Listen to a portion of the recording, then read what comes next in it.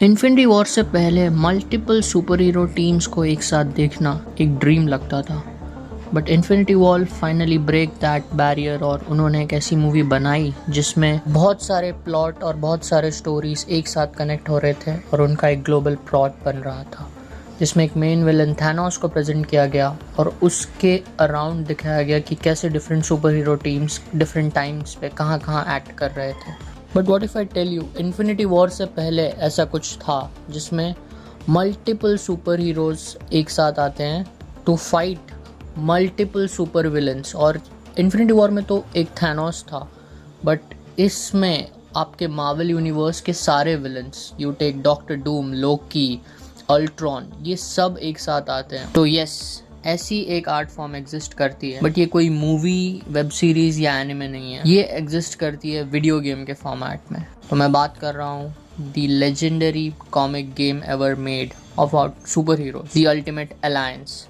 Now you might be thinking कि wait a minute, इस game का नाम ना कभी सुना है, ना किसी मेन स्ट्रीम में इस गेम के बारे में बात हुआ है, या फिर ना ही कोई ये गेम कोई AAA टाइटल में बिलोंग करता है। बट स्टिल मैं इस गेम को इतना वर्दी समझता हूँ कि मैं इस पर एक वीडियो बना रहा हूँ। रीज़न बीइंग, ये गेम बहुत ज़्यादा कॉमिक एक्यूरेट है। अगर आपने सुपर हीरोज़ का एनिमेटेड शो या फिर कॉमिक्स देखा है अर्ली 2000 में, जब आप बड़े हो रहे थे इंडिया में, जेटेक्स या फिर कोई भी चैनल पे, जैसे एक्समैन सीरीज़ हो गया या फिर armored adventures of Iron Man, so उन सारे एक्सपीरियंसेस को कंबाइन करके आपको एक वर्चुअली प्लेएबल फॉर्मेट में ये गेम मिलता है। और ये गेम रिलीज़ हुआ था 2006 में, सो उस टाइम पे सुपर हीरोज़ के रिलेटेड कंटेंट तो बहुत कम ही था। आई मीन सिनेमैटिक यूनिवर्स का कंटेंट बहुत कम था। जो भी आपको शोज़ मिलते थे मोस्टली इंडिविजुअल सुपर हीरोज़ के अराउंड मिलते थे, जैसे मार्वल के शोज़ हो गए, अल्टीमेट स्पाइडरमैन, आयरन मैन, या फिर एक्समैन का एक सीरीज़ आता था।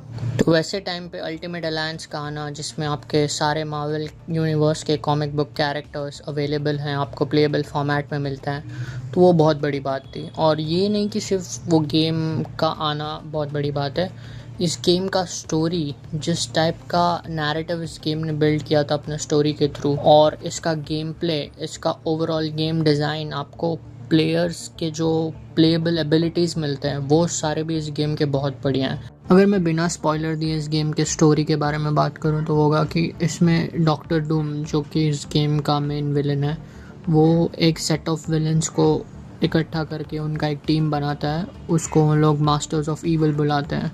सो इस गेम की शुरुआत होती है हेली कैरियर पे, जहाँ पे masters of evil heli carrier पे अटैक करती है और हमें डूम का फेस दिखता है निक फ्यूरी के बड़े से मॉनिटर में। सो इसको हैंडल करने के लिए Nick Fury any available meta humans को बुलाता है।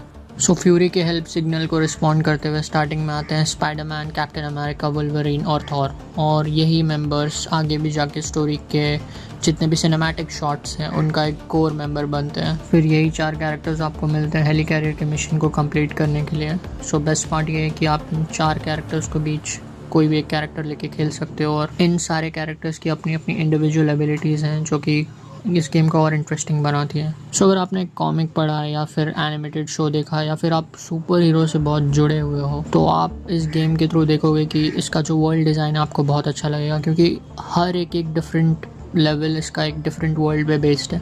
जैसे एक मिशन इसका एटलांटिस में, जिसमें आपको पानी के नीचे जाके मिशन करना पड़ता है और जिसमें like super heroes literally swim करते हुए फाइट करते हैं। फिर एसगार्ड का मिशन है जो कि बाइफ्रॉस्ट पे उसका फाइट होता है, या फिर एसगार्ड का जो हॉल ऑफ गॉड्स, उसके बीच उसका फाइट सीन्स है। फिर इसमें ऐसे ऐसे कुछ लेवल्स हैं यार जो कि बहुत इंटरेस्टिंग लगते हैं, जैसे मर्डर वर्ल्ड का एंटायर डिज़ाइन, वर्ल्ड डिज़ाइन, ये एक सर्कस पे बेस्ड, और लाइक बहुत इंटरेस्टिंग लेवल मुझे इस गेम का यही लगा। मॉडर्न गेम्स के कंपैरेटिव में इसके ग्राफिक्स आपको थोड़े स्लगिश लग सकते हैं, बट इसका गेम प्ले, इसका वर्ल्ड डिज़ाइन और इसका स्टोरी आपको बिल्कुल डिसअपॉइंट नहीं करता। मैंने ये गेम फर्स्ट टाइम खेला था 2012 या 13 के अराउंड अपने प्ले स्टेशन पोर्टेबल पे, बट रिसेंटली मुझे इस गेम का रीमास्टर्ड वर्जन पीसी पे खेलने का मौका मिला और मुझे बिल्कुल भी इसकी स्टोरी आउटडेटेड नहीं लगी। सो यस, अगर आपको मार्वल कैरेक्टर्स बहुत ज़्यादा पसंद है तो ये गेम आपको बहुत ज़्यादा अच्छी लगने वाली है। इसमें ऑलमोस्ट 140+ मार्वल कैरेक्टर्स देखने मिलते हैं होते हैं। आई मीन प्लेएबल शायद 23 या 22 हैं। अपार्ट फ्रॉम दैट गेम का फेवरेट पार्ट मेरा इसका वर्ल्ड डिज़ाइन ही है। जिस तरह से इसके हर एक लेवल्स पे एक डिफरेंट वर्ल्ड को एक्सप्लोर करने का मौका मिलता है, वो मुझे बहुत बढ़िया लगा। सो अगर आपको सुपर हीरोज़ बहुत अच्छे लगते हैं and you are a gamer, you should definitely check out Marvel ultimate alliance.